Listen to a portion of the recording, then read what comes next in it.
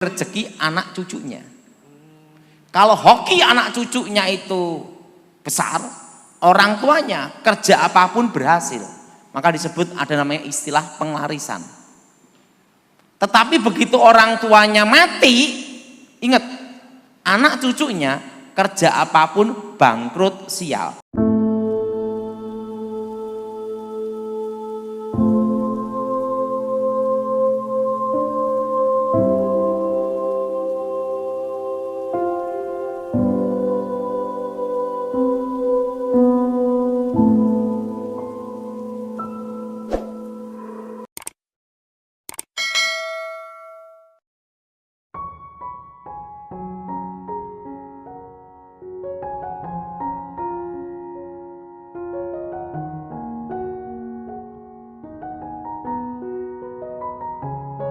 Roma pasal 8. Hidup oleh roh. Demikianlah sekarang tidak ada penghukuman bagi mereka yang ada di dalam Kristus Yesus. Roh yang memberi hidup telah memerdekakan kamu dalam Kristus dari hukum dosa dan hukum maut. Sebab apa yang tidak mungkin dilakukan hukum Taurat karena tak berdaya oleh daging, telah dilakukan oleh Allah, dengan jalan mengutus anaknya sendiri dalam daging, yang serupa dengan daging yang dikuasai dosa karena dosa. Ia telah menjatuhkan hukuman atas dosa di dalam daging, supaya tuntutan hukum Taurat digenapi di dalam kita yang tidak hidup menurut daging, tetapi menurut roh. Sebab mereka yang hidup menurut daging memikirkan hal-hal yang dari daging. Mereka yang hidup menurut roh memikirkan hal-hal yang dari roh. Karena keinginan daging adalah maut, tetapi keinginan roh adalah hidup dan damai sejahtera. Sebab keinginan daging adalah perseteruan terhadap Allah, karena ia tidak takluk kepada hukum Allah. Hal ini memang tidak mungkin baginya. Mereka yang hidup dalam daging tidak mungkin berkenan kepada Allah. Tetapi kamu tidak hidup dalam daging, melainkan dalam roh, jika memang roh Allah diam di dalam kamu. Tetapi jika orang tidak memiliki roh Kristus, ia bukan milik Kristus. Tetapi jika Kristus ada di dalam kamu, maka tubuh memang mati karena dosa, tetapi roh adalah kehidupan oleh karena kebenaran. Dan jika roh Dia yang telah membangkitkan Yesus dari antara orang mati diam di dalam kamu, maka Ia yang telah membangkitkan Kristus Yesus dari antara orang mati akan menghidupkan juga tubuhmu yang fana itu oleh roh-Nya yang diam di dalam kamu. Jadi saudara-saudara, kita adalah orang berhutang, tetapi bukan kepada daging, supaya hidup menurut daging. Sebab jika kamu hidup menurut daging, kamu akan mati. Tetapi jika oleh roh, kamu mematikan perbuatan-perbuatan tubuhmu, kamu akan hidup. Semua orang yang dipimpin roh Allah adalah anak Allah. Sebab kamu tidak menerima roh perbudakan yang membuat kamu menjadi takut lagi, tetapi kamu telah menerima roh yang menjadikan kamu anak Allah. Oleh roh itu kita berseru, "Ya Aba, ya Bapa." Roh itu bersaksi bersama-sama dengan roh kita bahwa kita adalah anak-anak Allah. Dan jika kita adalah anak, maka kita juga adalah ahli waris. Maksudnya orang-orang yang berhak menerima janji-janji Allah yang akan menerimanya bersama-sama dengan Kristus, yaitu jika kita menderita bersama-sama dengan Dia, supaya kita juga dipermuliakan bersama-sama dengan Dia. Orang rokok itu disantet ya kena. Kalau enggak percaya coba aja. Tadi tentang minyak urapan. Kalau misalnya kita mau doa, kita sudah punya minyak urapan. Biasanya Pak Dalton itu doanya gimana? Saya juga penasaran ini. Doanya misalnya sebelum nempelin itu doanya bisa dicontohkan Pak, supaya kita bisa menerima Pak Dalton. Kalau kita orang Kristen hidup dalam Tuhan tidak bisa kena. Dan kalau kena pasti ada dosa yang mengikat. Ingat saudara, dosa apa saudara? Dosa apa? Mengikat. Jadi apakah orang Kristen bisa kena? Kalau ada dosa mengikat, kalau ada dosa mengikat, pasti belum hidup dalam Tuhan. Jadi dosa yang mengikat itu contohnya gimana Pak Dalton? Dosa yang mengikat, pertama contohnya adalah perzinahan. Sekalipun pendeta sakti model apapun, kalau dia berzina, disantet pasti kena.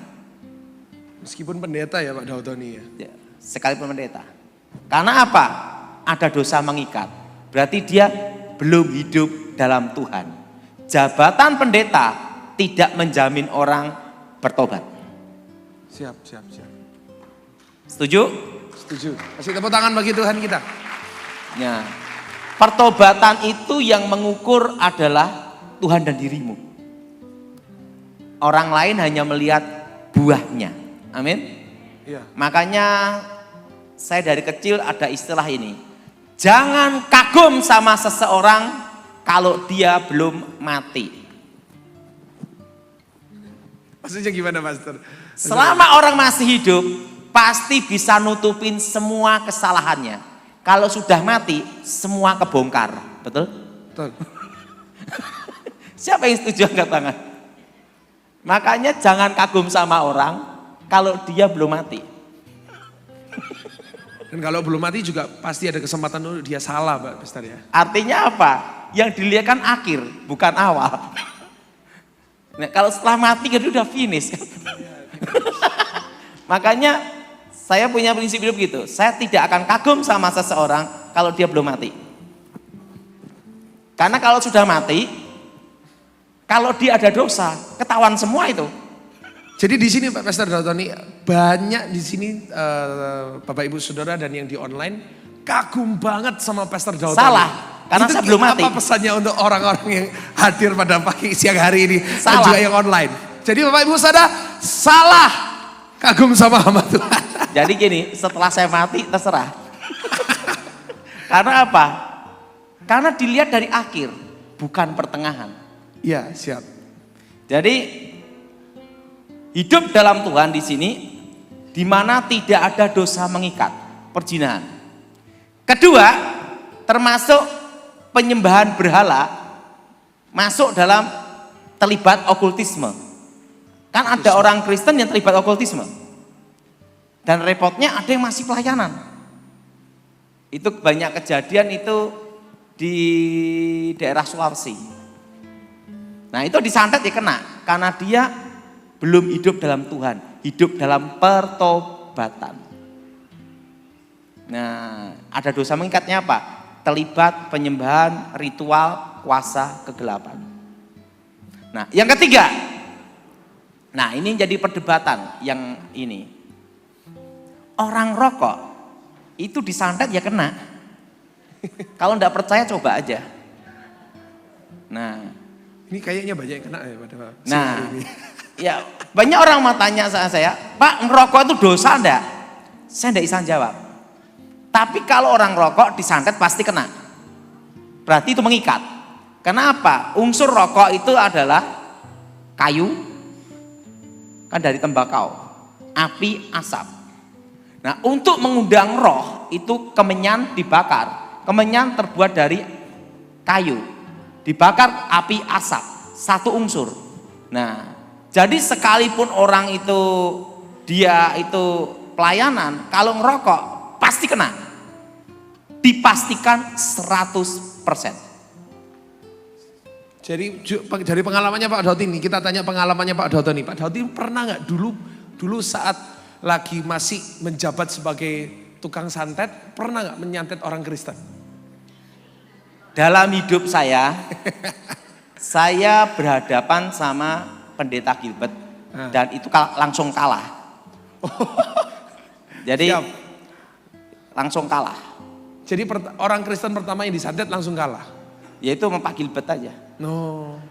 Nah, tapi waktu dulu saya belum bertobat, itu juga ada orang Kristen minta jimat sama saya.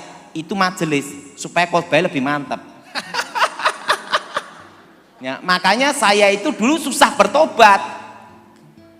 Wong pendeta aja minta jimat loh Bapak Ibu. Majelis. Itu sebelum saya bertobat. Makanya saya susah percaya. Nah, tapi kalau saya adu ilmu, kalah tuh seumur hidup saya sekali aja sama pendeta Gilbert. Nah, setelah itu pertarungan apapun saya tidak pernah kalah. Jadi termasuk salah satu level yang paling tinggi Pastor Dautoni itu ya. Puji Tuhan bertobat Pak ya. Nah, yang keempat adalah akar pahit kecewa dendam. Itu dosa mengikat. Nah, Makanya Alkitab berkata kalau kamu mengampuni, Bapamu mengampuni. Kalau engkau tidak mengampuni, Bapamu pun tidak mengampuni. Artinya apa? Bahwa pengampunan adalah kunci pemulihan. Kunci pemulihan ya Pak ya. Dan orang yang mengampuni itu tidak bisa disantet. Tidak bisa dimantrai. Nah, gini ya. Kadang dalam hidup kita itu paling mudah untuk berkata minta maaf. Betul? Tetapi tidak ada pertanggungjawaban. Maka dalam hidup kita harus kita ini selain minta maaf harus ada pertanggungjawaban. Siapa yang setuju? Angkat tangan. Artinya kelakuannya jangan diulangi lagi. Siap. Saya pernah dengar satu quote Pak. Kalau minta maaf aja cukup, nggak perlu polisi ya kan?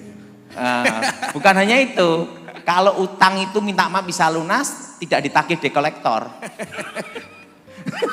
Jadi debt collector pengangguran semua Pak ya. Jadi pengalaman hidup saya, kalau menghadapi kekuatan-kekuatan gaib, itu saya terlebih dulu siapkan minyak urapan. Nah, minyak urapan ini adalah minyak yang belum pernah dipakai untuk goreng atau untuk apa. Jadi minyak masih ini. Nah, kalau goreng kan minyak jelantah. Nah, ada yang pakai minyak zaitun, ada baby oil ya. Nah, saya doa dalam nama Yesus supaya minyak ini disucikan dan diberkati. Nah, setelah itu setiap pintu dikasih minyak urapan. Nah, itu kalau di tempat yang berhubungan dengan kekuatan mistik. Suatu tempat penginjilan yang banyak sekali kuasa jahat. Itu saya pasti setiap pintu saya kasih tanda minyak urapan. Nah, setelah itu baru tidur. Kan kita tidak doa 24 jam. Betul, siapa yang bisa? Betul? Betul? Betul. Nah, pada waktu dikasih tanda minyak urapan itu, nah, kalau ada santet atau kekuatan hitam yang ngirim, itu langsung ini ada di situ. Tidak bisa masuk. Saya pernah kejadian sama Pak Gilbert di daerah NTT. Mau NTT, Kupang, daerah Keva, atau daerah apa tuh jauh pokoknya. Saya sama Pak Gilbert ada iring-iringan berapa mobil gitu. Nah, di mobil tempat saya pakai itu sama ada timnya Pak Gilbert, itu dikirim Swangi, itu kepala terbang. Kepala terbang. Wow. Oh gitu. Dan kepalanya itu nempel di belakang mobil. Jadi itu really nyata Pak Dauton. Real Nah, banget ya. pada waktu kepalanya terbang itu nempel di mobil. Kenapa di mobil tidak masuk?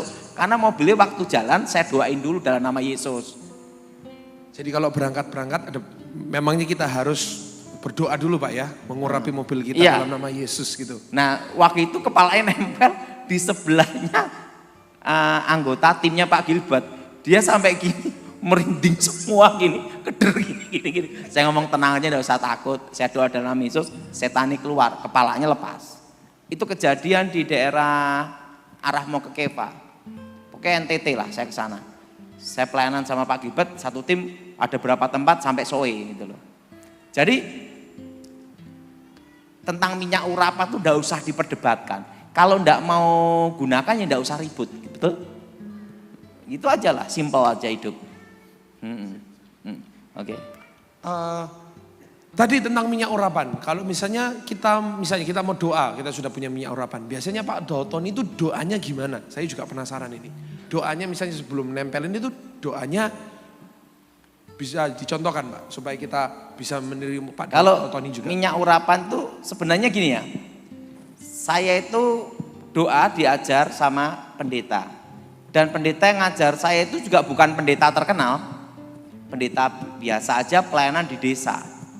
Nah, doanya itu minyak itu didoakan, Tuhan Yesus berkati minyak ini menjadi minyak yang kudus. Darah Yesus sucikan minyak ini untuk menjadi benteng kudus, benteng Roh Kudus, kuasa darah Yesus. Berkati minyak ini, meteraikan, urapi demi nama Yesus dengan tanda milik Tuhan. Jadi itu boleh kita contoh Pak ya. Jadi salah itu kalau Bapak Ibu mau punya minyak urapan, Bapak Ibu bisa doakan seperti itu. Ada satu pertanyaan Pak yang sebenarnya ini Doanya terserah kita, penting percaya aja. Oh ya, itu yang penting itu. Ya kalau Siap. walaupun hafal tapi tidak percaya ya tidak ada gunanya. Jadi bukan sekedar kayak mantra gitu Pak. Bukan, Ya? harus Percaya. iman dulu. Siap, Dari siap. iman kembali ke iman. Oke. Pak, ada satu pertanyaan. Ada banyak orang yang pakai yang namanya pesugihan. Katanya kalau pesugihan itu ngambil rezekinya anak, ngambil rezekinya bahkan karyawannya Pak. Jadi berarti kalau jadi karyawan orang yang nggak di dalam Tuhan harus ekstra doanya Pak ya. Jadi itu gimana Pak yang namanya pesugihan? Atau Pak benar-benar kalau misalnya anaknya dia sudah dapat diambil rezekinya sama orang tua. Oke. Dan anaknya di dalam Kristus. Gimana itu Pak? Apa bedanya Tuhan dan setan? Itu ada bedanya. Tuhan adalah pencipta yang tidak ada menjadi ada. Kuasa mencipta itu adalah Tuhan yang tidak ada menjadi ada.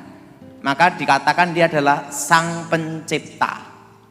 Nah, setan, iblis itu bukan pencipta. Maka bedanya Tuhan dengan setan itu ada. Tuhan maha kuasa, setan ada batas. Tuhan pencipta, setan bukan pencipta.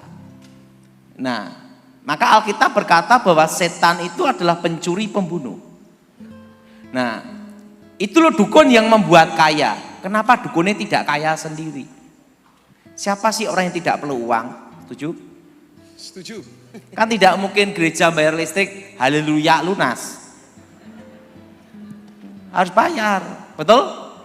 Betul? Nah, makanya jemaat jangan pelit-pelit. Nah, Tidak bisa dibayar dengan Tuhan memberkati Pak ya. harus bayar, betul? Siap, betul. Nah, setan itu adalah pencuri. Nah, itu loh dukun yang ngasih nomor togel, nomor buntut. Dia akan tahu besok nomornya berapa. Kenapa enggak beli sendiri? Karena dia tahu rahasia ini. Yaitu apa? Setan bukan pencipta. Hukum sebelum saya bertobat diajarkan bahwa ada hukum keadilan yang maha kuasa. Orang baik, orang jahat, orang baik, orang jahat, orang Kristen atau bukan, bisa merasakan cahaya matahari. Betul? Datangnya malam dan datangnya siang. Artinya itu adalah hukum keadilan. Nah, hukum keadilan yang maha kuasa berlaku bagi semua umat manusia. Bahwa manusia di bawah kolong langit ini diberinya berkatnya, rezekinya masing-masing. Kalau dulu belum bertobat namanya takarannya, mangkok piringnya masing-masing. Buktinya ada orang Kristen kaya, ada orang Kristen miskin. Betul? Ada juga orang Buddha Hindu yang kaya, ada Buddha Hindu yang miskin. Nggak usah banyak-banyak. Ada pendeta kaya, ada pendeta miskin. Sama-sama doa, rezekinya beda. Betul? Betul? Nah, nggak usah banyak-banyak. Kita punya anak 3, rezekinya beda. Nah, preman aja, ada preman kelas terminal, ada preman kelas nasional. Artinya rezekinya beda. Nah, itu hukum keadilan yang saya percayai sebelum saya bertobat. Bahwa semua manusia punya mangkok piringnya, rezeki masing-masing, takarannya. Nah, orang kalau minta kekayaan sama setan, setan itu tidak bisa menciptakan yang tidak ada menjadi ada. Itu mengambil rezeki anak cucunya. Kalau hoki anak cucunya itu besar, orang tuanya kerja apapun berhasil. Maka disebut ada namanya istilah penglarisan. Tetapi begitu orang tuanya mati, ingat, anak cucunya kerja apapun bangkrut sial. Karena rezekinya, hokinya sudah diambil dulu orang tuanya. Orang rajin sama orang pandai kalah satu, hoki. Betul? Betul? Keberuntungan. Nah, orang kalau minta kekayaan sama setan, itu keberuntungannya, rezekinya diambil, dipindah orang tuanya.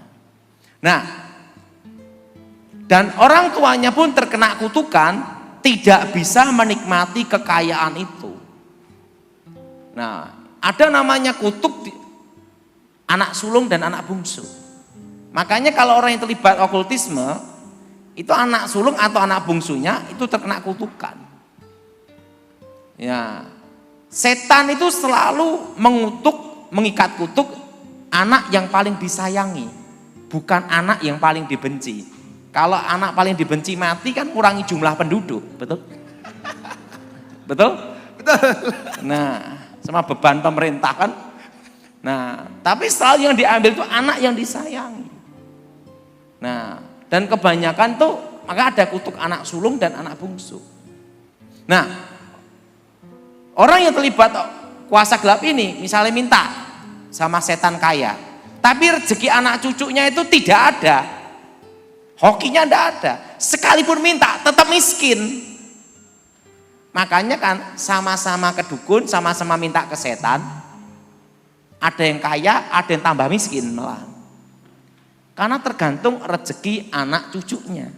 Oh.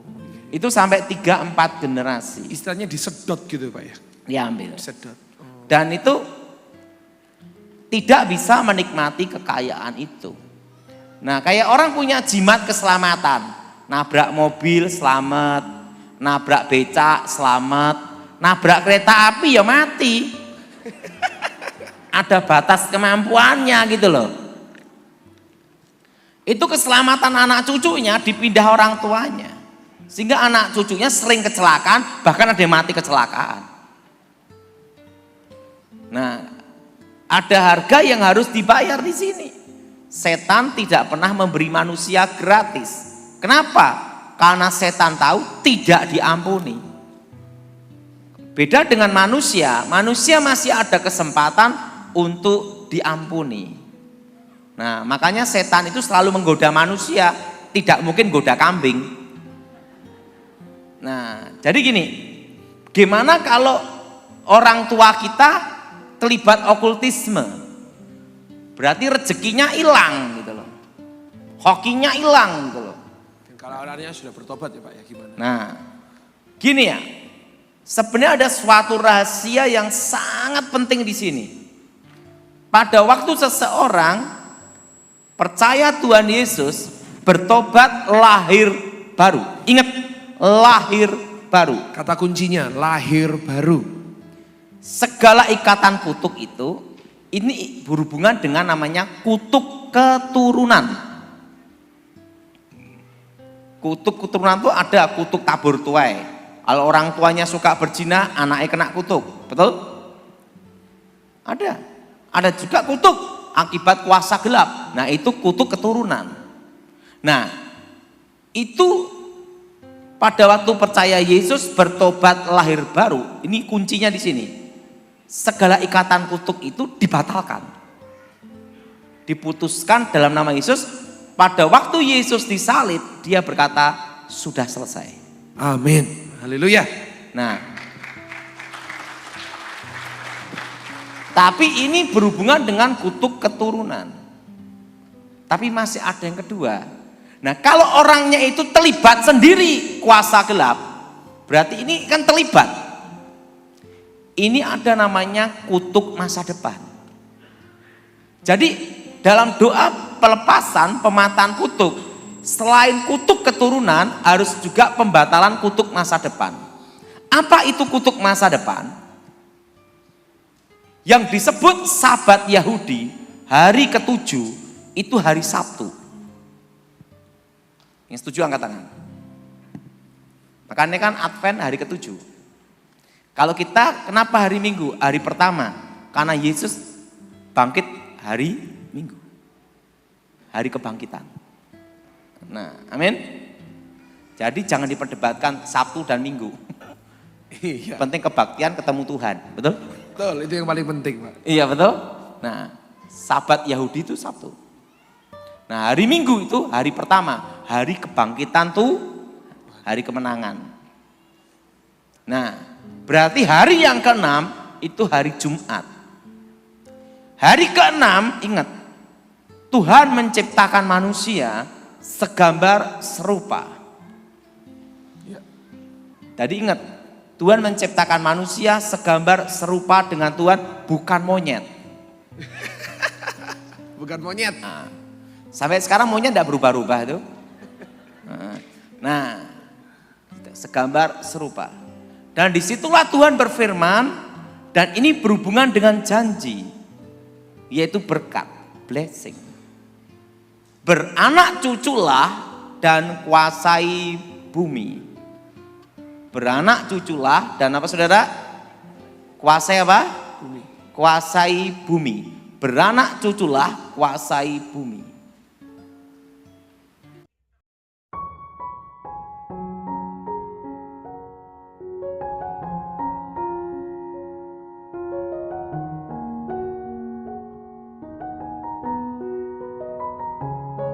Roma pasal 8. Hidup oleh roh. Demikianlah sekarang tidak ada penghukuman bagi mereka yang ada di dalam Kristus Yesus. Roh yang memberi hidup telah memerdekakan kamu dalam Kristus dari hukum dosa dan hukum maut. Sebab apa yang tidak mungkin dilakukan hukum Taurat karena tak berdaya oleh daging, telah dilakukan oleh Allah, dengan jalan mengutus anaknya sendiri dalam daging, yang serupa dengan daging yang dikuasai dosa karena dosa. Ia telah menjatuhkan hukuman atas dosa di dalam daging, supaya tuntutan hukum Taurat digenapi di dalam kita yang tidak hidup menurut daging, tetapi menurut roh. Sebab mereka yang hidup menurut daging memikirkan hal-hal yang dari daging. Mereka yang hidup menurut roh memikirkan hal-hal yang dari roh. Karena keinginan daging adalah maut, tetapi keinginan roh adalah hidup dan damai sejahtera. Sebab keinginan daging adalah perseteruan terhadap Allah, karena ia tidak takluk kepada hukum Allah. Hal ini memang tidak mungkin baginya. Mereka yang hidup dalam daging tidak mungkin berkenan kepada Allah. Tetapi kamu tidak hidup dalam daging, melainkan dalam roh, jika memang roh Allah diam di dalam kamu. Tetapi jika orang tidak memiliki roh Kristus, ia bukan milik Kristus. Tetapi jika Kristus ada di dalam kamu, maka tubuh memang mati karena dosa, tetapi roh adalah kehidupan oleh karena kebenaran. Dan jika roh Dia yang telah membangkitkan Yesus dari antara orang mati diam di dalam kamu, maka Ia yang telah membangkitkan Kristus Yesus dari antara orang mati akan menghidupkan juga tubuhmu yang fana itu oleh roh-Nya yang diam di dalam kamu. Jadi saudara-saudara, kita adalah orang berhutang, tetapi bukan kepada daging, supaya hidup menurut daging. Sebab jika kamu hidup menurut daging, kamu akan mati. Tetapi jika oleh roh, kamu mematikan perbuatan-perbuatan tubuhmu, kamu akan hidup. Semua orang yang dipimpin roh Allah adalah anak Allah. Sebab kamu tidak menerima roh perbudakan yang membuat kamu menjadi takut lagi, tetapi kamu telah menerima roh yang menjadikan kamu anak Allah. Oleh roh itu kita berseru, "Ya Aba, iya Bapa." Roh itu bersaksi bersama-sama dengan roh kita bahwa kita adalah anak-anak Allah. Dan jika kita adalah anak, maka kita juga adalah ahli waris. Maksudnya orang-orang yang berhak menerima janji-janji Allah yang akan menerimanya bersama-sama dengan Kristus, yaitu jika kita menderita bersama-sama dengan Dia, supaya kita juga dipermuliakan bersama-sama dengan Dia. Pengharapan anak-anak Allah.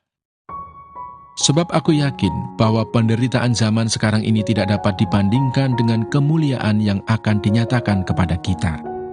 Sebab dengan sangat rindu seluruh makhluk menantikan saat anak-anak Allah dinyatakan.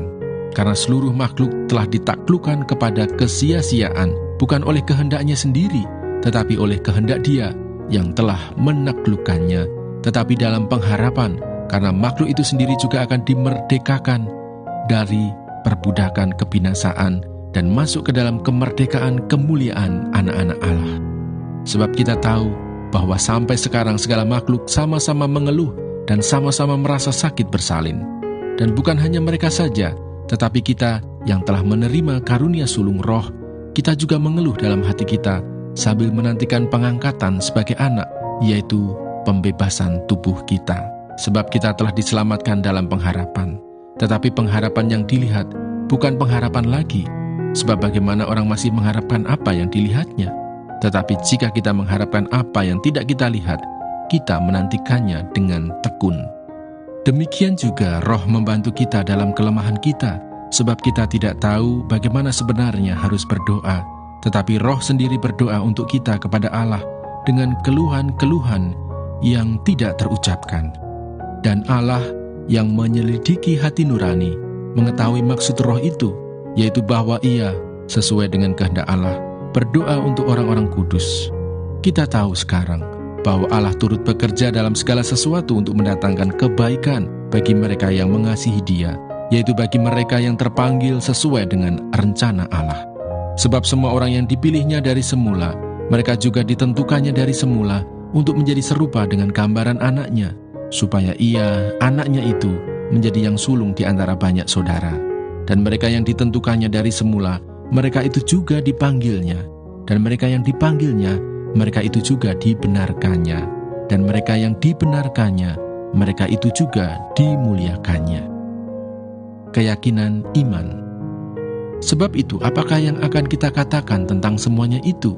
Jika Allah di pihak kita, siapakah yang akan melawan kita?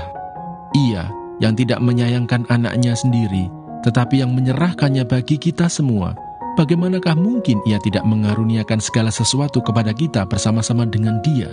Siapakah yang akan menggugat orang-orang pilihan Allah? Allah yang membenarkan mereka. Siapakah yang akan menghukum mereka? Kristus Yesus yang telah mati, bahkan lebih lagi, yang telah bangkit, yang juga duduk di sebelah kanan Allah, yang malah menjadi pembela bagi kita. Siapakah yang akan memisahkan kita dari kasih Kristus? Penindasan, atau kesesakan, atau penganiayaan, atau kelaparan, atau ketelanjangan, atau bahaya, atau pedang, seperti ada tertulis. Oleh karena Engkau kami ada dalam bahaya maut sepanjang hari, kami telah dianggap sebagai domba-domba sembelihan.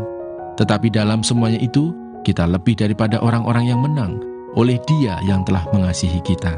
Sebab aku yakin bahwa baik maut maupun hidup, baik malaikat-malaikat maupun pemerintah-pemerintah, baik yang ada sekarang maupun yang akan datang, atau kuasa-kuasa, baik yang di atas maupun yang di bawah, ataupun sesuatu makhluk lain, tidak akan dapat memisahkan kita dari kasih Allah yang ada dalam Kristus Yesus, Tuhan kita. Roma pasal 9. Pilihan atas Israel. Aku mengatakan kebenaran dalam Kristus, aku tidak berdusta. Suara hatiku turut bersaksi dalam Roh Kudus bahwa aku sangat berduka cita dan selalu bersedih hati. Bahkan aku mau terkutuk dan terpisah dari Kristus demi saudara-saudaraku, kaum sebangsaku secara jasmani. Sebab mereka adalah orang Israel, mereka telah diangkat menjadi anak dan mereka telah menerima kemuliaan dan perjanjian-perjanjian dan hukum Taurat dan ibadah dan janji-janji.